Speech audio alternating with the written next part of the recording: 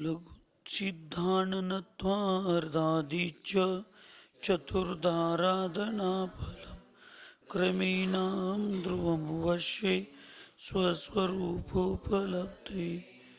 पंच परमेष्ठी भगवान की, अहिंसा में विश्व धर्म की, सिद्धांत शास्त्र की, चारित्र चक्रवर्ती 20वीं सदी के प्रथमाचार्य शांति सागर जी महाराज की, संत शिरोमणि आचार्य गुरु विद्यासागर जी महाराज की, शांत मूर्ति वत्सल रत्नाकराचार्य गुरुवर सन्मति सागर जी महाराज की, 3,9 करोड़ महामुनिराजों की,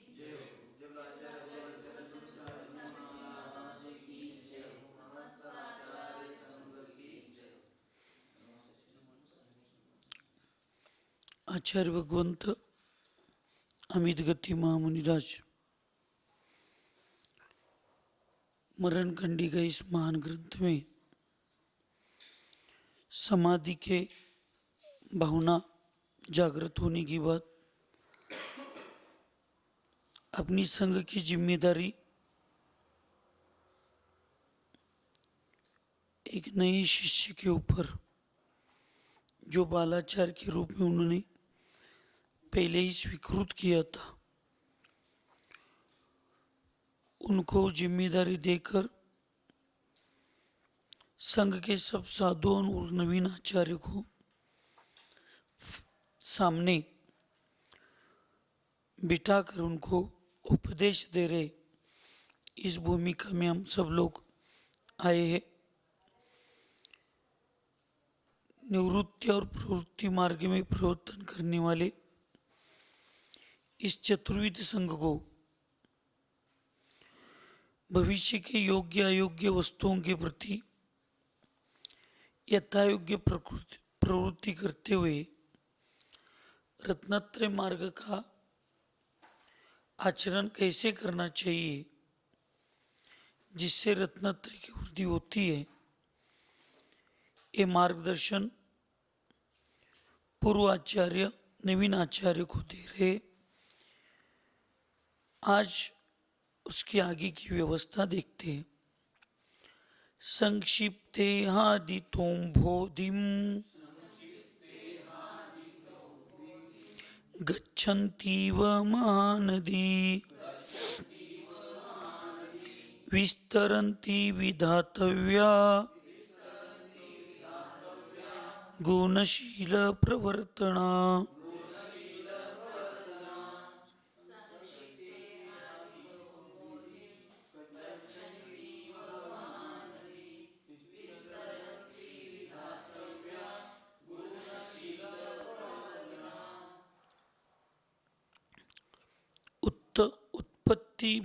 उत्पत्ति स्थान में शंकरीसी भी, नदी का जहाँ उत्पत्ति होती है यानी उगम स्थान होता है, वहाँ पे नदी छोटे प्रमाण में रहती है।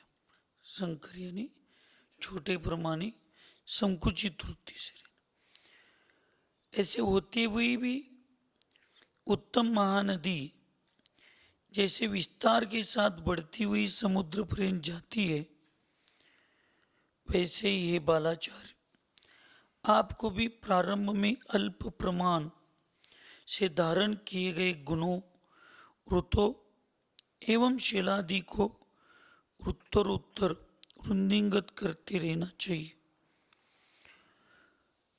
जो उगम स्थान होता है वो नदी का बहुत छोटा होता है, लेकिन वो महानदी जैसे जैसे आगे प्रवाहित होती जाती है, वैसे वैसे उसका विस्तार बढ़ता बढ़ता बढ़ता जाता है। और वही जब महानदी समुद्र को जाकर मिलती है, सागर में जब जाकर मिलती है, तो सागर और नदी का अंतर बहुत पहचानने में दिक्कत होती है। इतना उसका पात्र बढ़ता बढ़ता बढ़ता जाते हुए वो महानदी में जाकर महासमुंदर में जाकर मिलती है। उसी प्रकार जो हम 2-4 दिन से यहाँ पे बालाचार्य शब्द है, इसमें बालाचार्य लीजिए या मुनि महाराज, सब अपने अपने स्थान में सब नए हैं। हम भी कुछ ग्रंथ के और अपेक्षा से हम भी कहीं स्थान पर नहीं हो सकते।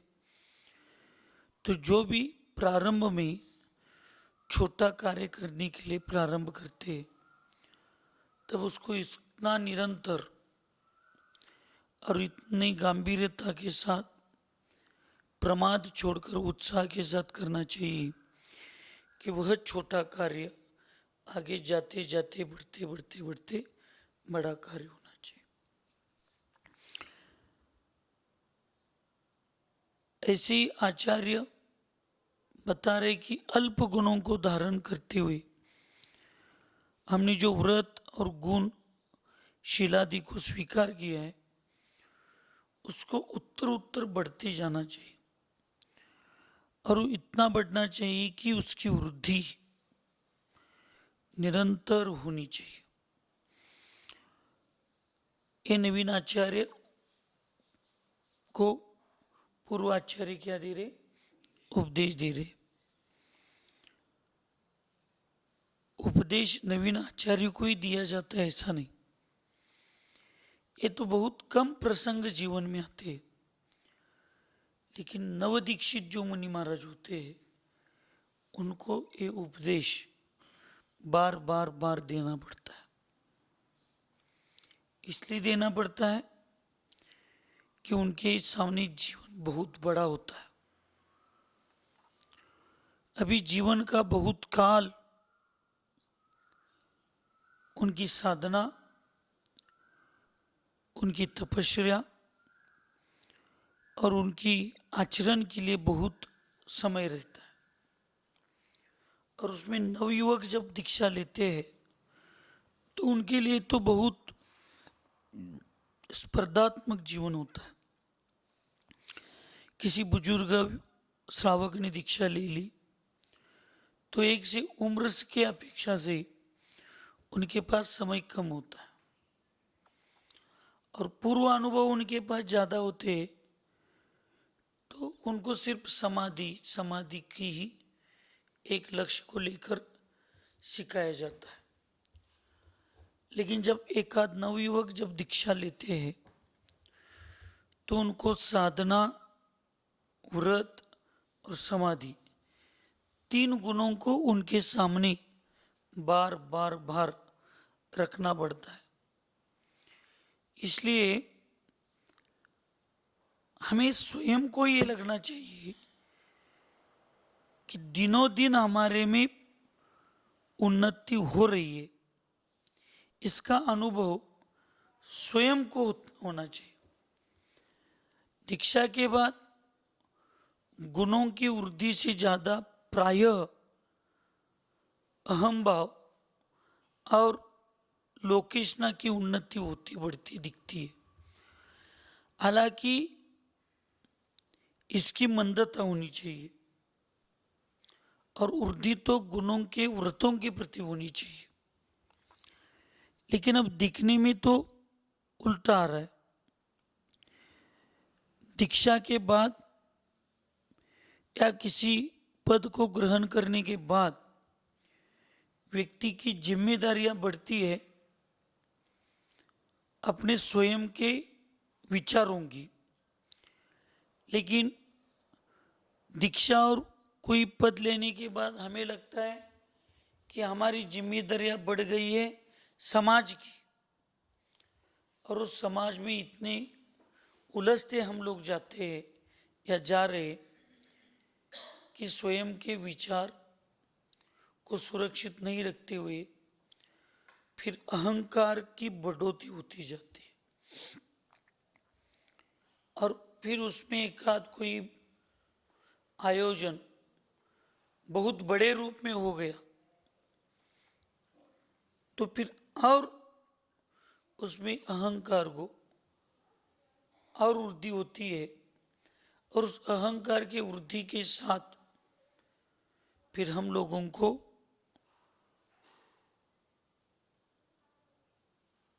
दवाई यानी अमृत जहर सा और जहर अमृत सा लगना चालू होता है। इसलिए हे नवाचार्य, तुम अपने में स्वयं को गुण, व्रत और शीलादि को प्रति समय वृद्धि करने की भावना करो तो सब काम अच्छा हो जाएगा। मास्मकार्षिर्विहारं त्वं मार्जरारसितोपमं मानिनशो गणं स्वं च कदाचन कथंचन।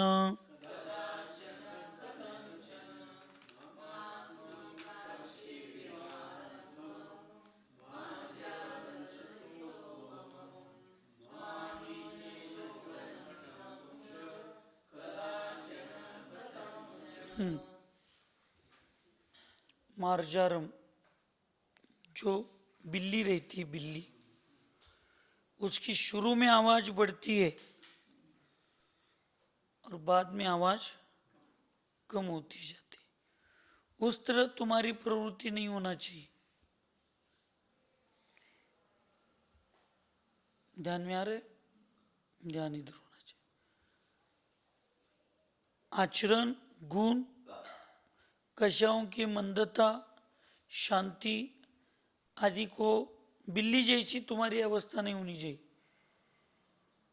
नया नया मुल्ला बहुत बार चिल्ला, जो नया मुल्ला बनता है, जिसकी जिम्मेदारी मस्जिद की जिसके ऊपर आती है, तो उनके नियम 5 या 6 बार कुछ नमाज पढ़ने की।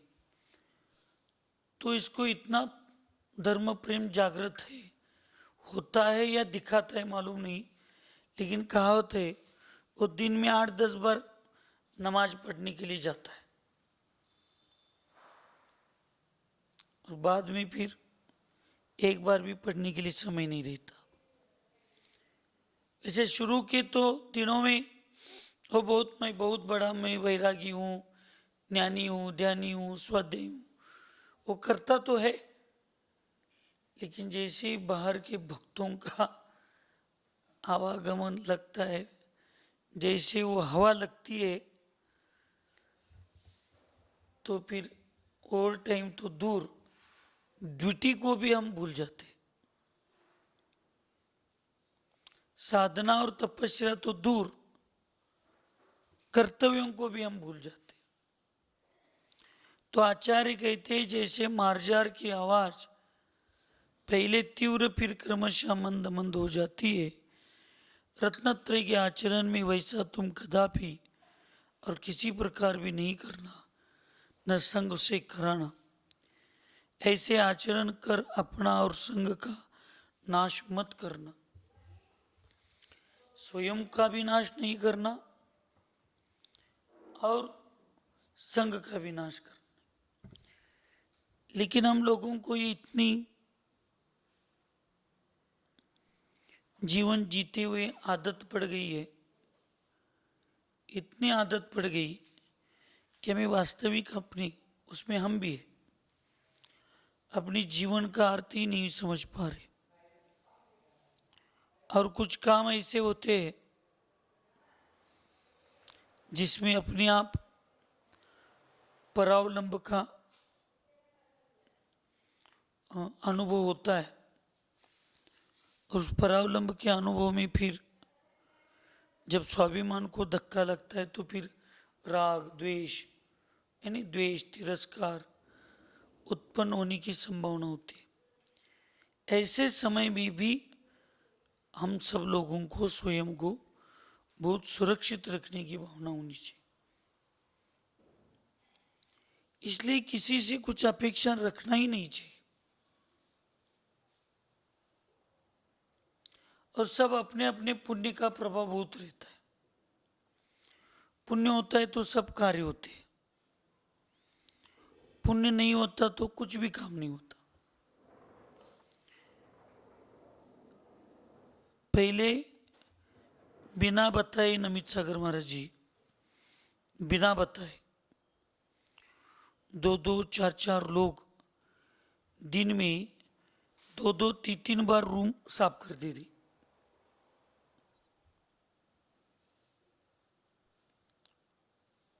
पहले हम अभी अपना ध्यान की भूमिका में बैठे तो सब साधु आने के पहले ब्रह्मचारियां लोग आकर कमरा साफ करते थे।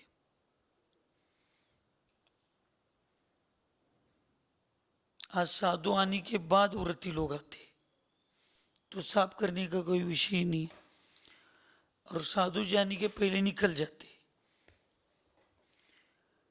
ब्रह्मचारी लोग रहते तो उनको लगता है एक काम अपना नहीं है, एक काम तो श्रावकों का है।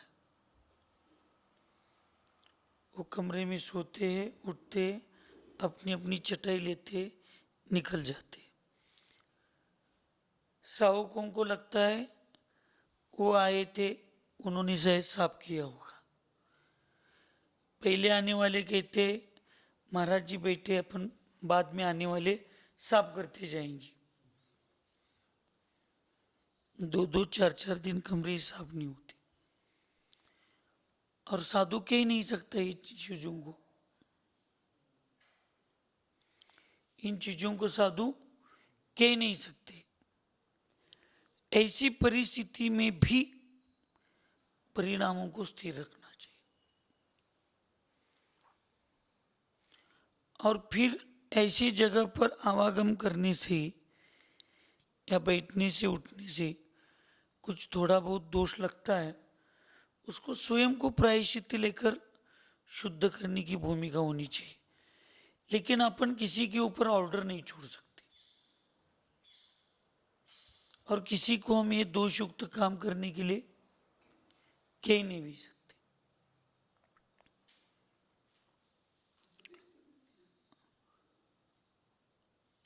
उपदेश 1-2 बार 3 बार दिया जाता है। एक चीज को बार बार कहने से वो उपदेश आदेश में परिवर्तित होता है।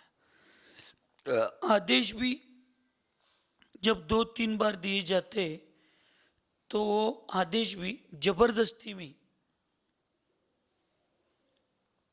वो परिवर्तित हो जाता है, और जबरदस्ती फिर श्रद्धा की अश्रद्धा में परिवर्तित होने के लिए निमित्त बन जाता है। इसलिए इन बाकी विचारों को छोड़कर तुम्हें अपने में और स्वयं में रोज के रोज वृद्धि जैसे होना चाहिए, उस पर संकुचित नहीं होना चाहिए। उन्होंने जो उसको उदाहरण दे दिया बिल्ली की आवाज का, कि बिल्ली शुरू में तो बहुत तेज चिल्लाती है, लेकिन बाद में उसकी आवाज क्या होती जाती है, कम होती जाती है। वैसे हम लोगों का भी ऐसे ही चल रहा है। शुरू में तो हम लोगों ने बहुत कुछ स्वाध्याय आदि आदि बहुत किया, 1-2 गलत विचारों में चले गए, स्वाभिमान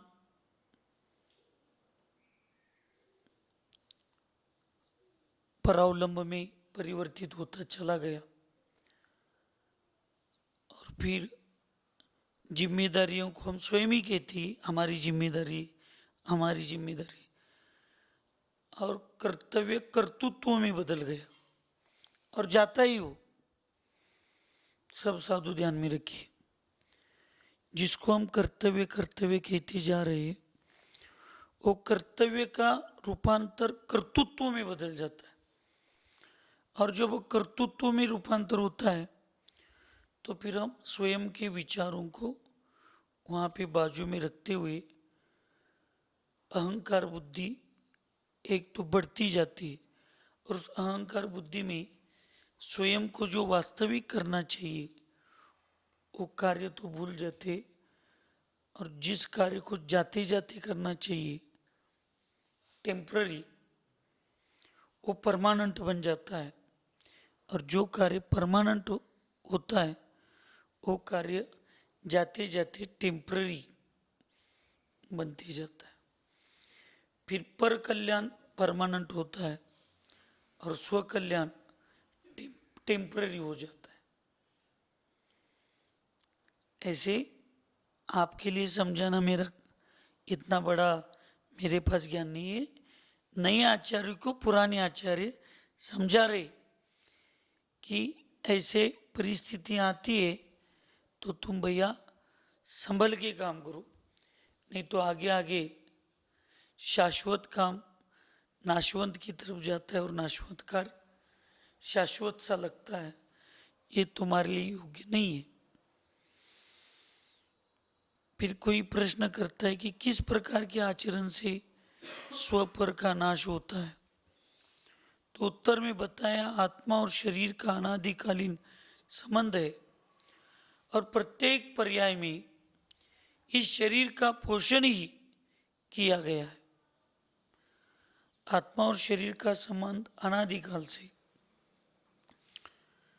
और प्रत्येक पर्याय में चाहे त्रियंच की हो, चाहे देवगति हो, चाहे मनुष्य की हो, नरक में तो कुछ कर नहीं पाते लेकिन भावना तो उस शरीर और उस पर्याय के प्रति ही होती है। तो प्रत्येक पर्याय में हम अपने शरीर के प्रति ही चिंता चलती है।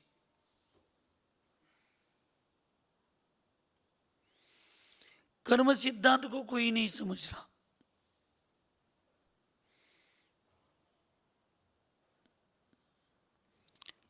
आज बड़ों को, हम जैसों को लगता है कि हमारे हिसाब से सब व्यवस्था होनी चाहिए,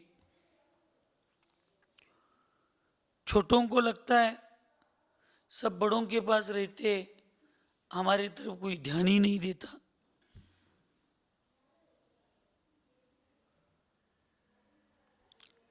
लेकिन छोटों की तरफ और बड़ों की तरफ कर्म सिद्धांत का कोई झुकाव, राग या तिरस्कार नहीं होता। कर्म कर्म होता है, चाहे बड़ा हो चाहे छोटा हो, जिसका जिसका जितना पुण्य का उदय उतनी वो प्रवाहित होता है। पानी किसी भी नदी का हो, पानी किसी भी नदी का हो, चाहे नाले का हो, वो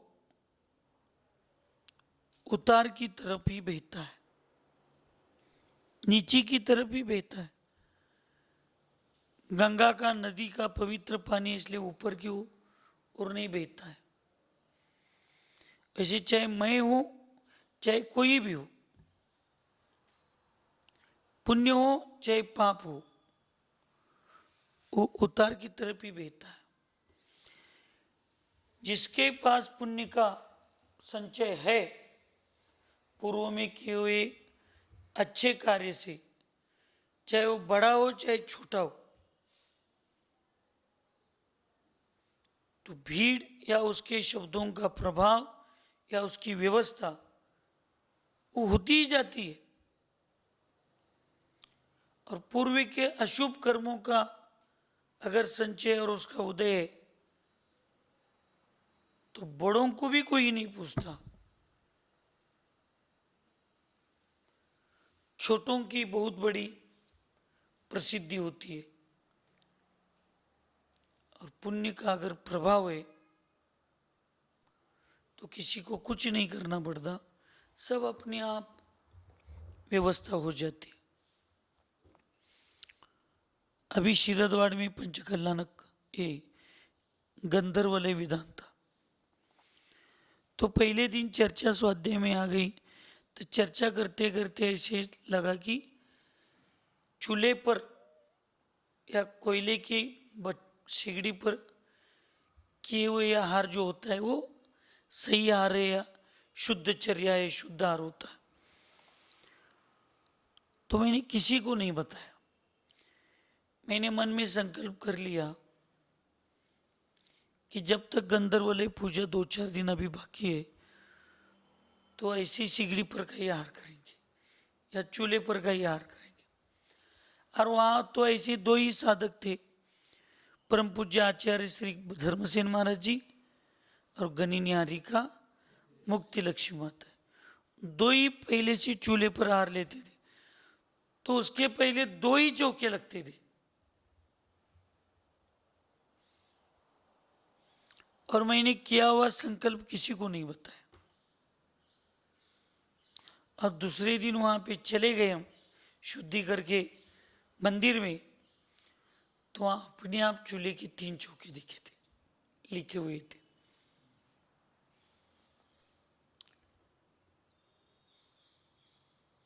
सब साधुओं को लगता है, आपको मैं सबके सामने कह रहा हूं, जो चीज मांगने के बाद नहीं मिलती और बताकर भी जिसकी व्यवस्था नहीं होती, अगर वो पुण्य का उदय होता है तो सब व्यवस्था बिना बताए होती है। इसको कभी श्रावकों को दोषी नहीं ठहराना, आजकल ही हो रहा है। मेरा अंतराय हो गया तो मेरी तरफ किसी ने ध्यान नहीं दिया, मेरी आहार की व्यवस्था की तरफ किसी ने ध्यान नहीं दिया।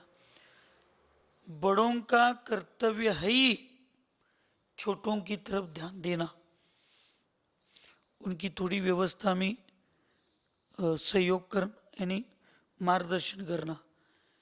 लेकिन कभी हमने ये सोचा क्या कि ये सिर्फ बड़ों का ही कर्तव्य है, छोटों का भी कुछ कर्तव्य है क्या नहीं? बड़ों की व्यवस्था करना क्या नहीं होता? तो हम छोटे होकर बड़ों की व्यवस्था में कितने उत्साहित है, तब हम अपेक्षा कर रहे कि बड़ों की बड़े हमारी व्यवस्था क्यों नहीं करते।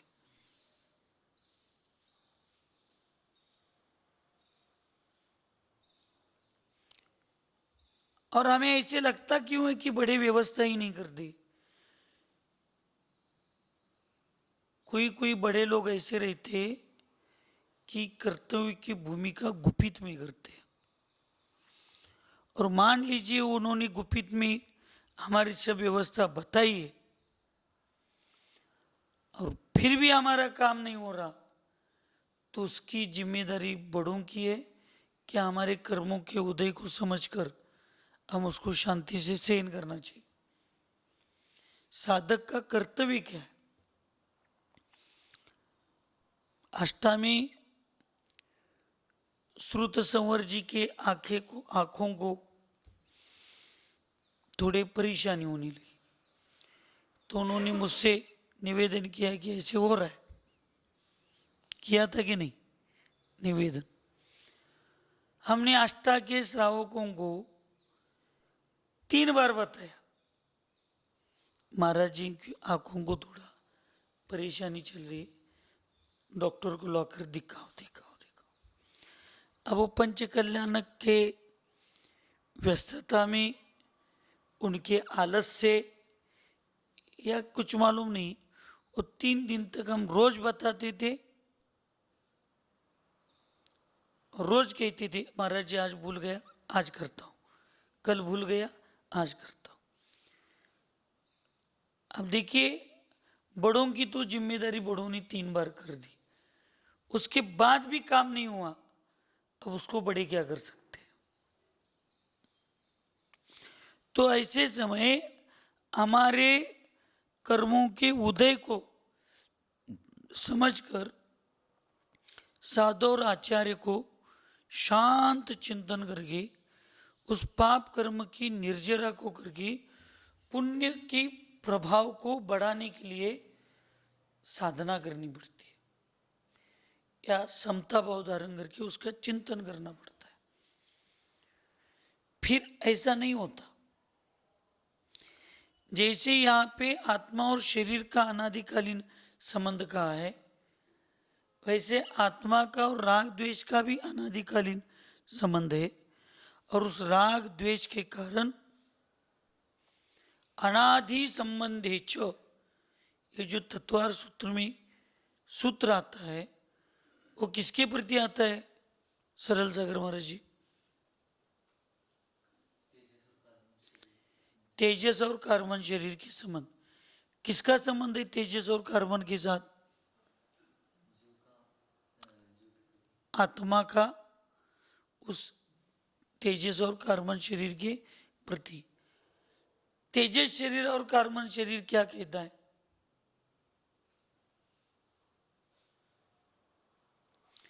जो आत्मा के प्रभाव पर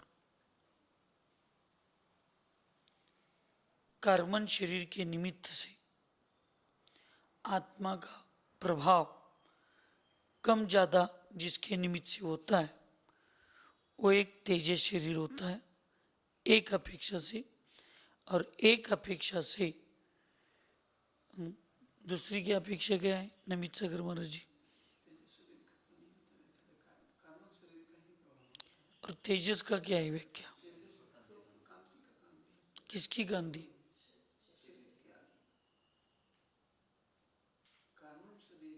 बताइए ना, वही बताइए। हाँ, तेजस शरीर का क्या संबंध है, क्या व्याख्या क्या है?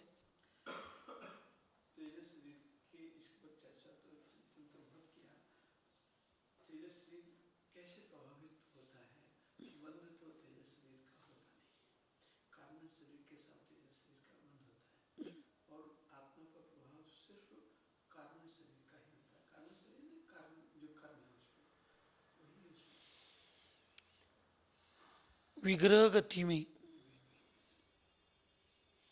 कोई शरीर ही नहीं है, औदारिक वैक्रिक, और जब वो प्रवेश करता है तो मिश्र अवस्था में रहता है। तो ऐसी अवस्था में तेजस का काम क्या है?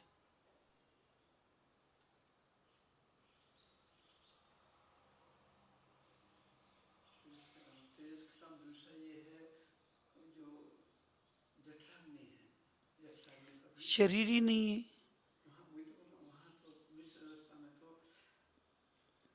जठराग्नि का काम तो स्थिर और जठराग्नि आदि जो इसका काम है ना, वो स्थिर और अस्थिर नाम कर्म के उदय से शरीर के जो सप्त धातु है उस या पित्त वात कफ आदि, इसका तो स्थिर और अस्थिर नाम कर्म से उदय, उसका तेजस से कोई संबंध नहीं है।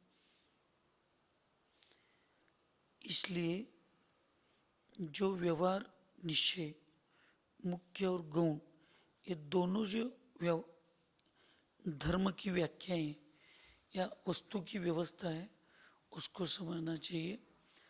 व्यवहार में बोला जाता है कि तेजस कर्म का उदय, तो कांति को, अब उस कांति का संबंध जो है वो शरीर के प्रति लिया जाता है, लेकिन वास्तविक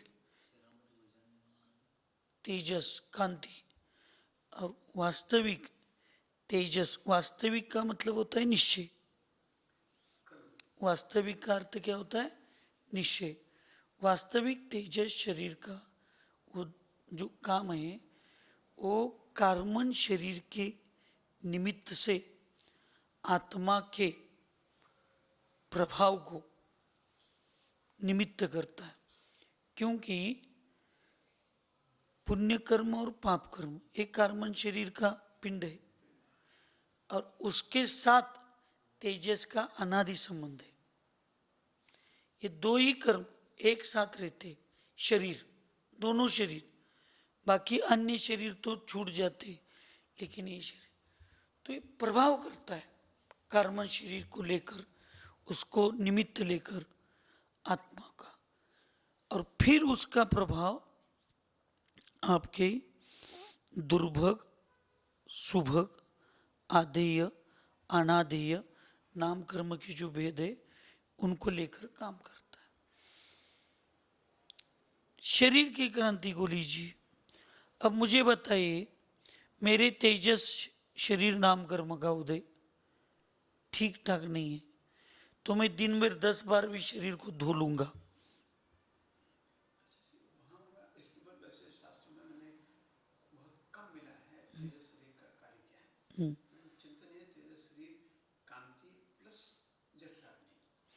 जठराग्नि का तो विषय आपके मुख से मैं पहली बार सुन रहा हूँ किसी भी आगम में इतने दिन से। हाँ, तो जो लिखा ही नहीं उसको हम जठराग्नि को है ऐसे अपने मन से कैसे कह सकते? नहीं नहीं, सोचा नहीं। शरीर की कांति ये व्यवहारिक रूप में अनेक जगह है और दौला आदि ऐसे ग्रंथों या इसमें उसका प्रभाव आत्मा कर्मण शरीर को निमित्त लेकर आत्मा के गुणों की प्रति भी करता है। ये जठराग्नि का विषय ही नहीं तेजस का। देखिए तेजस शरीर एकेंद्रीय को भी है और एकेंद्रीय को जठराग्नि है ही नहीं। देखिए नहीं हो हम अपनी तरफ से क्यों उसको लगाते हैं? आगम में जब नहीं नहीं, आगम में जब उसको लेकर कहीं देखिए, आप कम से कम बॉर्डर पर तो जाओ और फिर सोचो कि भारत ऐसा हो सकता है, भारत वैसा हो सकता है। जो व्यवस्था आपको बॉर्डर तक भी लेकर नहीं जाती उसको हम फिर नहीं सोच सकते कि भारत में ऐसा हो सकता है या भारत में कहीं उसको एकाध आचार्य ने या एकाध साधु ने भी कभी उसको ऐसे जाते जाते धूमकेतु की जैसे तो या बिजली की तरह तो उसको प्रकाशित करना चाहिए, लेकिन नहीं हुआ। तो इसको हम समझना चाहिए कि इन शरीरों के प्रति हमारा संबंध आत्मा का अनादिकाल से, और इन सब शरीरों के प्रति जब उनकी व्याख्याएं और उनके लक्षणों को समझते तो कार्बन शरीर का लक्षण यही है कि पूर्व पर्याय में भूतकाल में किए हुए शुभ अशुभ परिणामों के निमित्त से जो पुण्य और पाप की कर्म की जो गठरी व्यवहार में गठरी कहती है उसको आगम में शरीर कहते हैं। बस। तो ये बांध कर कौन आया है? हम लोगों ने बांधा है क्या समाज ने बांधा है? किसने बांधा है? हम लोगों ने। तो उसका फल किसको मिलने वाला है? हम लोगों को। और हम दोषारोप किसके ऊपर कर रहे? दूसरों के ऊपर कर रहे।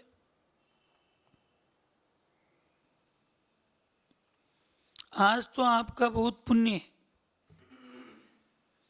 आज आप लोगों का बहुत पुण्य है कि आप गुरुओं के साथ रहते हैं तो ब्रह्मचारी ब्रह्मचारिणियां साथ में है, तो 2-4 दिन के बाद 8 दिन के बाद तो कभी कभी कोई आपके साथ आता है। हम लोग जब विहार करते थे तो हमारे साथ कोई ब्रह्मचारी नहीं था।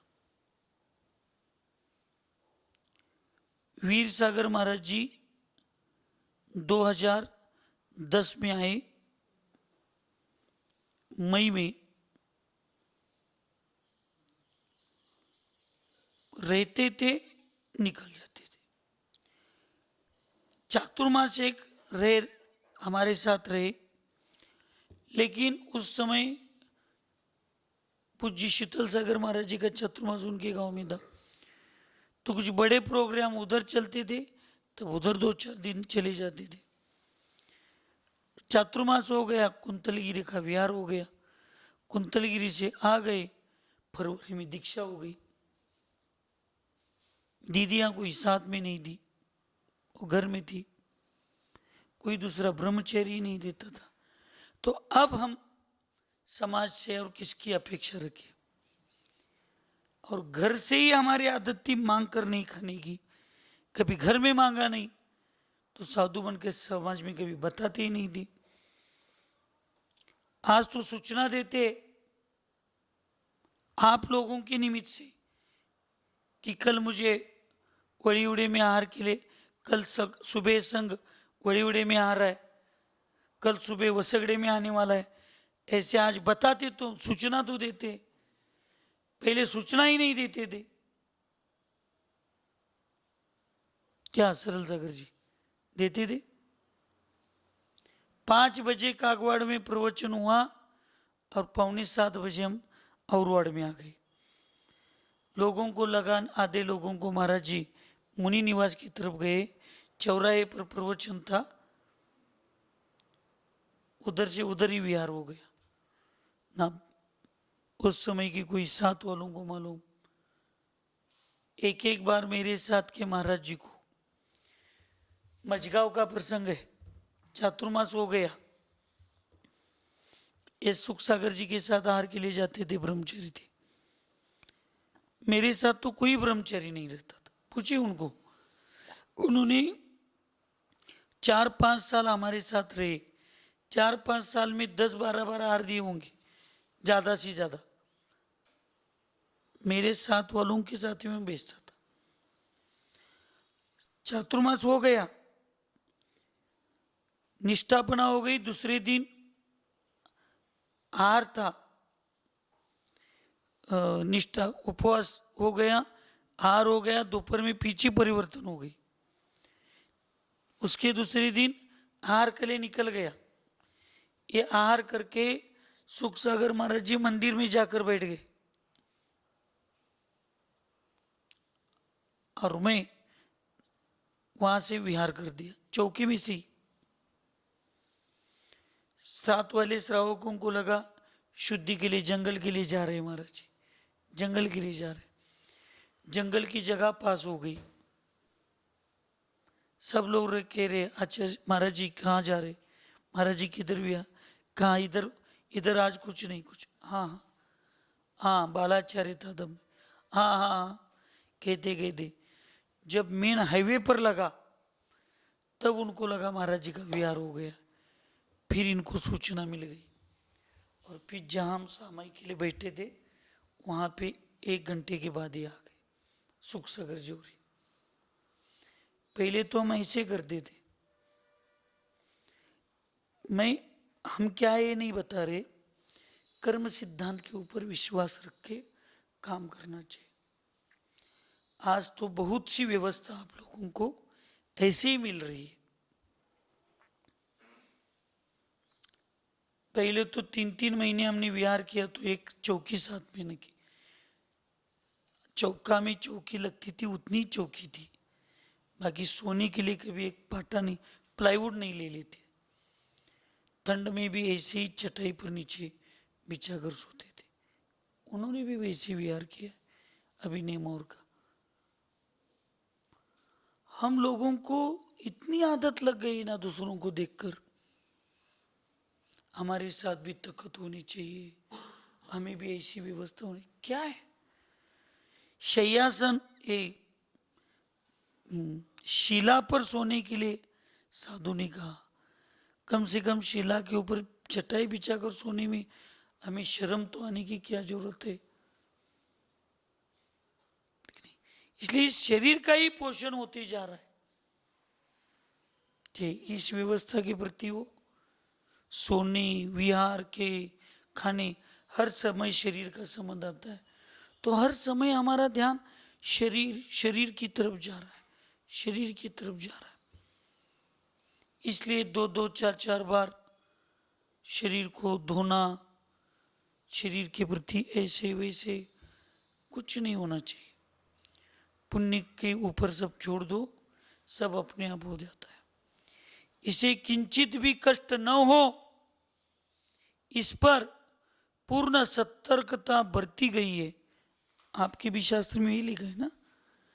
क्या मेरे शास्त्र में उतना ही वैसे है? नहीं, पुराना एडिशन है इसलिए पूछ रहा हूं। आपके शास्त्रों में भी वही लिखा है क्या सब जो मैं पढ़ रहा हूं? हाँ, थोड़ा भी कष्ट नहीं होना चाहिए शरीर को। चौके में जाते तो इस जवानी उम्र में हवा करने के लिए लोग चाहिए।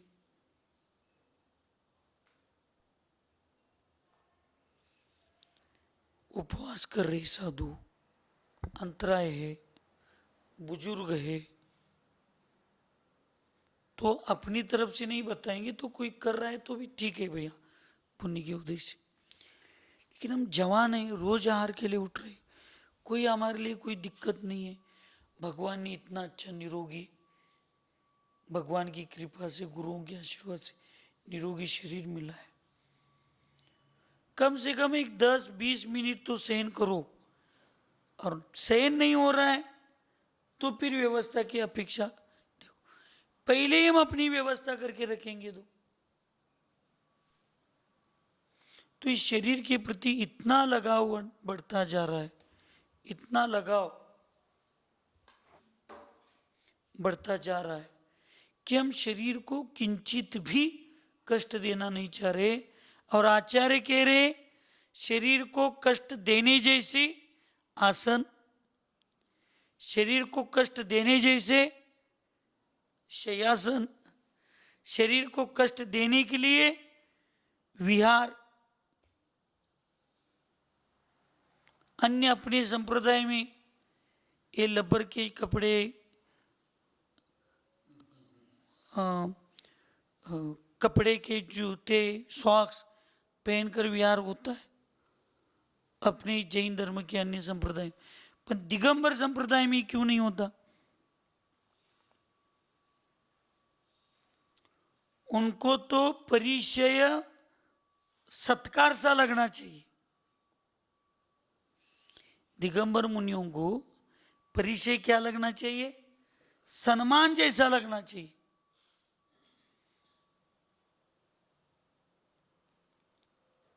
पिताश्रव करके एक मुनि महाराज जी थे, पिताश्रव ही ना, पिहिताश्रव, ऐसे एक महाराज जी थे। वो तो एक कंकर रहते हैं ना सड़क करने के लिए, छोटी ऐसे कंकर बिछाकर उस पर सोते थे। ऐसे कंकरों पर बैठकर वो सामायिक के लिए बैठते थे। और हम लोगों को रास्ते पर से कंकर जो छोटे छोटे वो चुभने लगे। अब हम क्या करें बताओ? कितना हम शरीर के प्रति ध्यान दे रहे। दीक्षा लेने की भावना से विहार में आए एक ब्रह्मचारी जैनर गुत्ती के विहार में सड़क पर चलते समय डांस करते चलते थे, नाचते हुए चलते थे। अब उन्होंने सोचा ये चंदा बाबा के साथ रहकर तो कुछ हमारा लाभ होने वाला नहीं है, ये रोज ऐसे भगाएंगे, दौड़ाएंगे, ऐसे रास्ते पर विहार करेंगे तो भैया अपनी तो यहाँ पे कुछ खैर नहीं है। डर गए। लेकिन मोक्ष मार्ग शरीर के प्रति ध्यान देने का नहीं है। मोक्ष मार्ग आत्मा के प्रति ध्यान देने का है। शरीर को जानबूझकर कष्ट मत दे दो।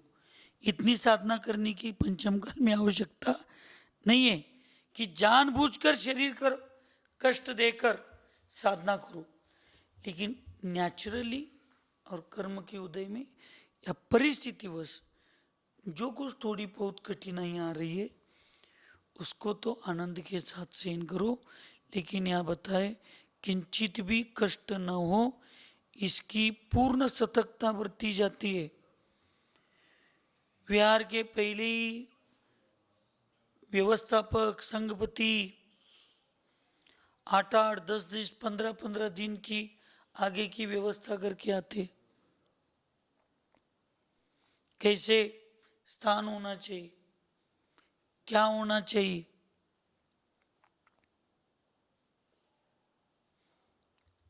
तो हम पहले से अगर ऐसे करते जाएंगे तो क्या। हमें महाराज जी आचार्य जी ने जो सिखाया, अब सिखाया सबको ही, लेकिन बाकी हमें मालूम नहीं। लेकिन आज तक जिस गांव में चातुर्मास फाइनल हुआ या पंच कल्याण पूजाएं कहीं पे भी हम जाते, आज तक भले हम 2 थे, 5 भी थे, आज भी 5 है, लेकिन आज तक हमने कभी रहने की व्यवस्था कहाँ बनाई है ये देखने के लिए ना दीदियों को भेजा है।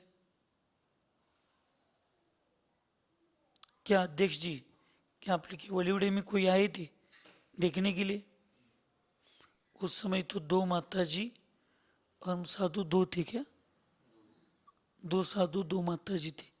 बॉलीवुड में चतुर्मास हो गए। माता जी की व्यवस्था के स्थान को भी देखने के लिए हमने ब्रह्मचारियों को नहीं भेजा। वहां जाने के बाद देखेंगे, जैसा है वैसे रहेंगे। ज़्यादा से ज़्यादा जाने के बाद शुद्धि 1-2 नंबर की शुद्धि की व्यवस्था को इतना बताते हैं, ऐसा होगा तो ठीक है, उतना नहीं तो रहने की व्यवस्था में कभी हमने कभी नहीं देखा।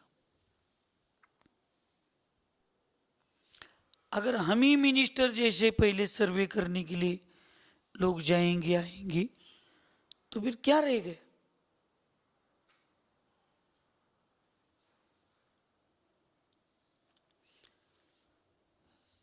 इस मनुष्य पर्याय में कोई महान पुण्योदय से व्रत संयम ग्रहण के परिणाम बने, अर्थात आत्मा और शरीर के भिन्नत्व की भावना बनी है।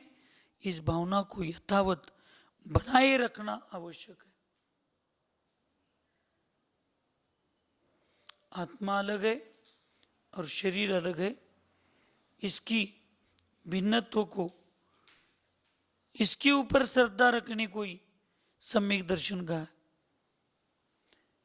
है क्या? वो श्रद्धा हमारी दृढ़, और श्रद्धा दृढ़ है तो भी छोटे छोटे विकल्पों को लेकर हम तुरंत क्यों प्रभावित हो जाते? कमंडल लेने के लिए कोई नहीं है, विहार में एक दिन चलने के लिए कोई नहीं है,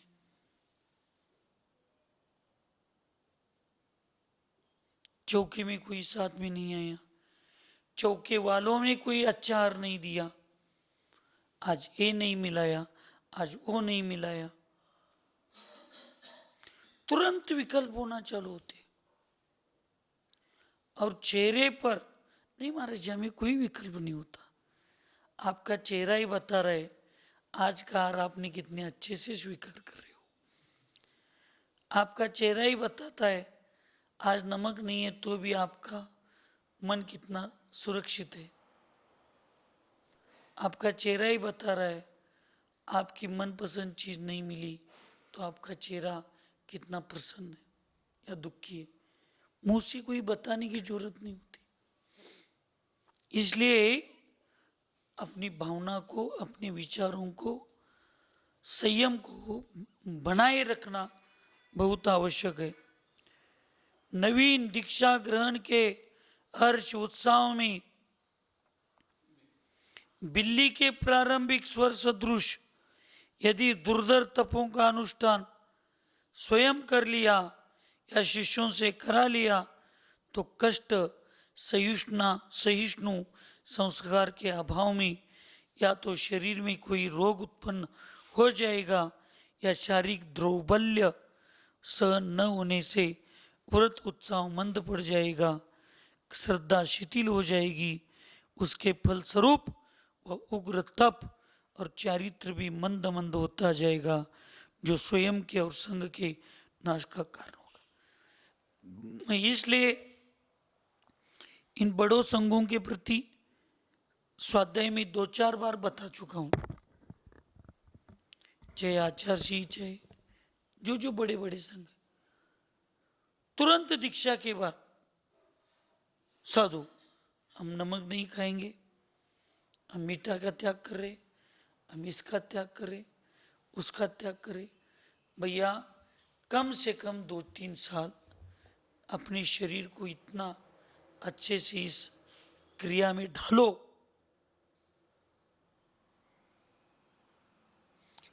इतना भी आहार में वृद्धि नहीं करो कि तुम उसमें लुलुपता में जाओ, और इतना भी स्वयं का त्याग मत करो जो भविष्य में जीवन भर के लिए रोग के निमित्त से खाना ना मिले। त्याग के निमित्त से नहीं, रोगों के निमित्त से खाना ना मिले। जो आ रहा है उसको आनंद से, समाधान से 1-2 चीजों को अच्छे से ग्रहण करो, छोड़ दो। आज जो नए नए साधु है वो तुरंत बीमार या कम उम्र में रोग बढ़ने की कारण क्या है? दो ही कारण है। एक ने शरीर के प्रति इतना ध्यान दिया, जो आएगा वो स्वाहा,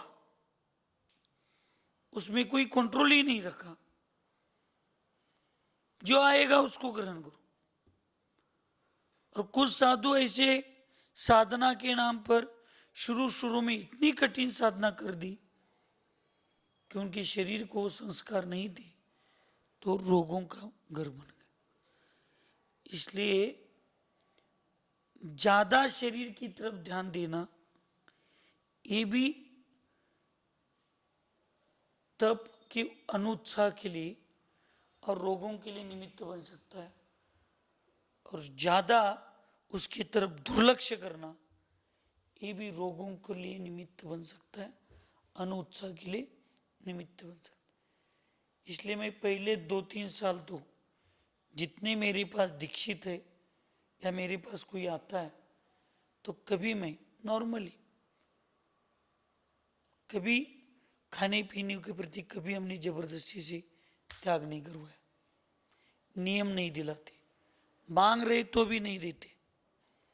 प्रायश्चित के रूप में छोटे मोटे नियम ठीक है, लेकिन नहीं। 2 साल तुम्हारे शरीर को अच्छे से तुम इस साधना में ढालो। पहले शारीरिक नहीं मानसिक तपस्या करो।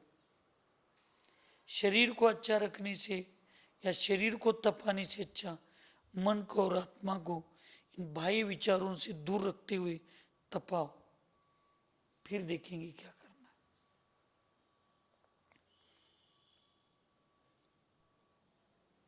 है। जिसने कभी हाथी नहीं देखा वह यदि एकाएक हाथी को उठाने का प्रयास करेगा तो मारा जाएगा, किंतु जन्मजात गज शिशु को दिन प्रतिदिन उठाता रहे तो एक दिन हाथी भी उठा लिया जाएगा। उसी प्रकार पूर्व पर्यायों में अनभ्यस्त ऐसे कठोर तपों को अनायास धारण करने से हानि की संभावना है।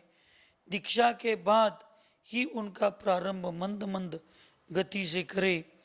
पश्चात जैसे जैसे शरीर अभ्यस्त होता जाए, अर्थात कष्ट सहिष्णु बनता जाए, श्रद्धा एवं आत्मदूरता वृद्धिगत होती जाए, वैसे वैसे तपादि में वृद्धि करते हुए कठोर आचरण पर पहुंच जाना चाहिए।